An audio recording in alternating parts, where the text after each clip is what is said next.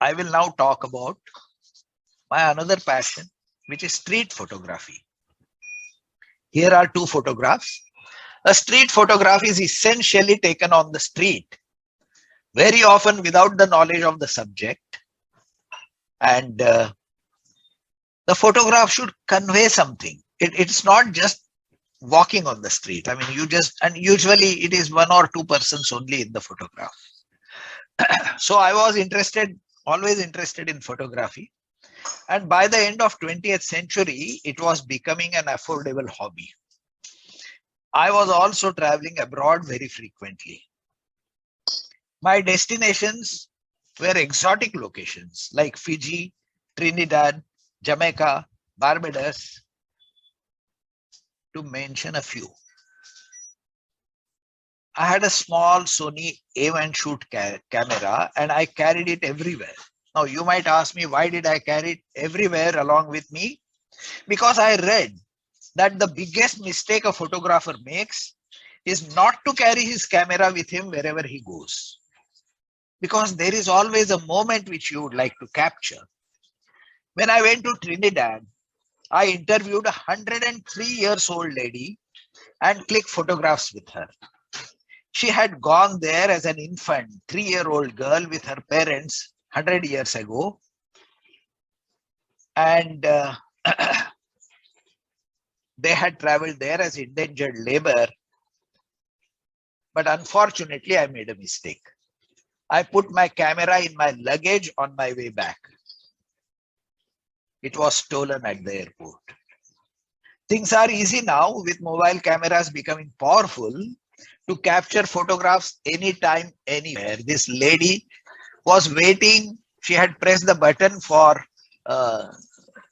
making the pedestrian signal green. Okay, and we clicked the photograph there. We just saw her and I realized it's a very interesting moment and I clicked it. But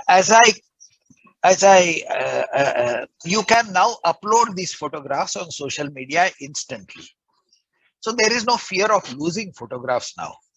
As I kept clicking, sorry, my skills improved. I found a reason to continue photography. I started using them in my blogs.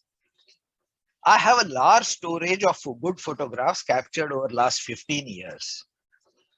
I got interested in candid photography. It earned me good compliments from people, particularly my relatives. When Mr. Abhijit Bhatlekar, who is a professional photographer and highly accomplished photographer, he appreciated some of my photographs, I almost danced with joy. It was an acknowledgement that I had gained some skills. I am now seriously into street photography. You are seeing it here. For street photography, a good mobile camera is a boon. The photograph on the right hand side, you find that there is not a single road, there is not a single car on the street, but there is a gentleman who has put the stop sign and you can see a girl going to school. Now, in England, if pedestrians are crossing, all vehicles stop. But here was a volunteer who was doing this on his own, and I picked up that moment. I also picked up another similar moment, which looks so beautiful, okay, where a gentleman was walking in a dead of night with only one light on, and it was a great moment. So two forms have enticed me: candid photography and street photography. Both require catching the moment. You have to be ready to click because opportunity vanishes in a second or two. Contrast this with portrait photography, where you can adjust light, position, and click a dozen photographs to choose the best photograph.